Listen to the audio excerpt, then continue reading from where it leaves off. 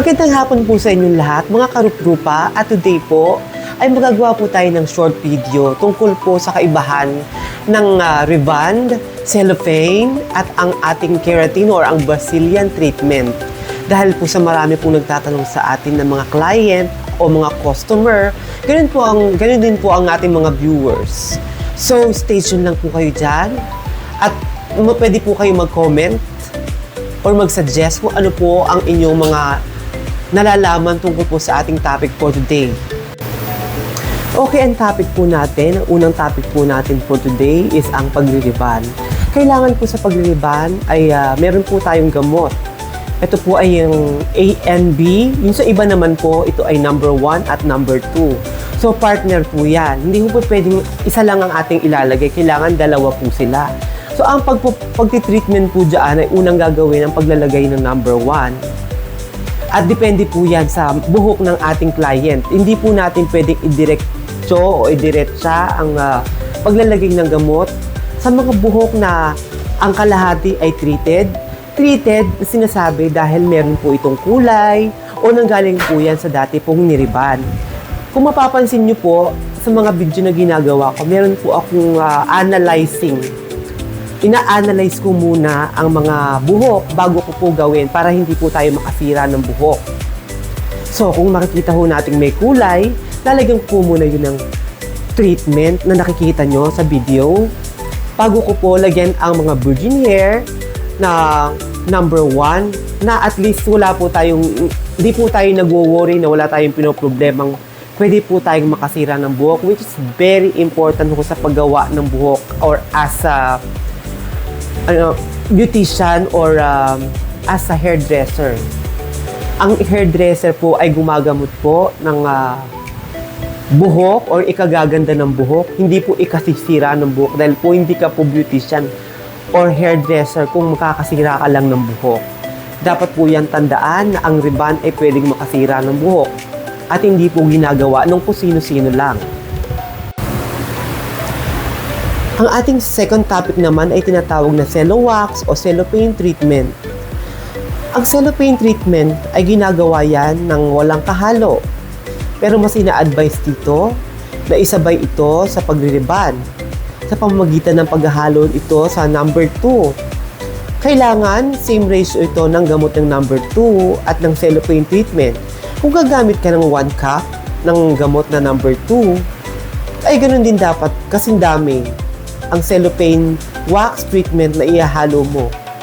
At pagkatapos, ay ilagay ito as a second hair treatment sa ribbon o ang procedure number 2. At ang cellophane naman ay hindi tumatagal ng matagal tulad ng Brazilian kung ikukumpara. Dahil unang-una, ito ay hindi pricey na tulad ng Brazilian. Kaya kung wala kang budget, maaaring isuggest ko na ito muna ang iyong gagamitin bilang treatment ng inyong buhok kesa wala. Ang Brazilian naman po ay talaga hong ginawa para ho sa mga treated hair.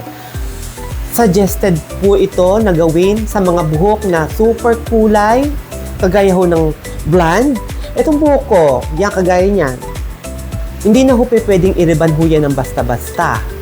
Kaya ang advice po dyan, after coloring or hair coloring, after po ng patong-patong na pagkukulay, patong-patong na pag-bleach, the best way para ho gumanda ho ang buhok or mabigyan ng treatment is ang mag-Brazilian po tayo or ang keratin treatment. Na ang ginagawa naman po dyan o ang procedure ay unang gagawin ang pagsashampoo at kailangan po ay shampoo ng clarifying shampoo. Hindi po pwede ang mga regular shampoo na nabibili po sa ating mga groceries. So after po i-wash po ng clarifying shampoo, dun po natin lalagyan ng Brazilian treatment ang buhok. So tulad po ng cellophane o cello treatment, lalagay po ang Brazilian o ang Brazilian cream, liquid cream sa damp hair. Hindi siya basang-basa, pero hindi rin po siya tuyo. So, para ho mas pumapit po yung gamot. So, stay din po natin yung 32 to 1 hour sa ating buhok. And after that, ito ang kaibahan na hindi niya na dapat babanlawan ang Brazilian o ang keratin treatment. Kailangan ho yan i-blower ng marahan hanggang sa matuyo para ho sa pagpaplansya ng buhok. Ang pagpaplansya naman ay hindi na rin naman kinakailangang super init o todo ang init dahil pwede rin ho itong makasira ng buhok. So ayan po ang kaibahan ng tatlong nabanggit ko po na hair treatment. Ang una is rebond, ang pangalawa is cellophane treatment, at ang pangatlo ang keratin treatment o ang kilalang Brazilian treatment.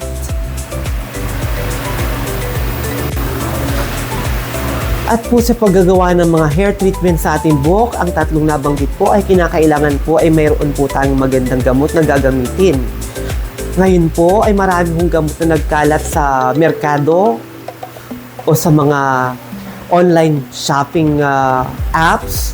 Pero importante ho dyan na piliin po natin ang authentic at genuine na gamot po na ilalagay po natin sa buhok. Unang-una, kung gagastos din man tayo, at least siguraduhin natin na maganda po ang resulta.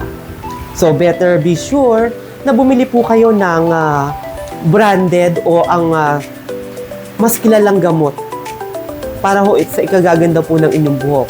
Yun lamang po at maraming salamat. Please support po ang aking YouTube channel, Shane TV.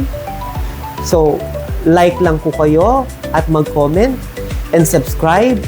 At maraming salamat po sa inyong lahat. God bless. Magandang araw.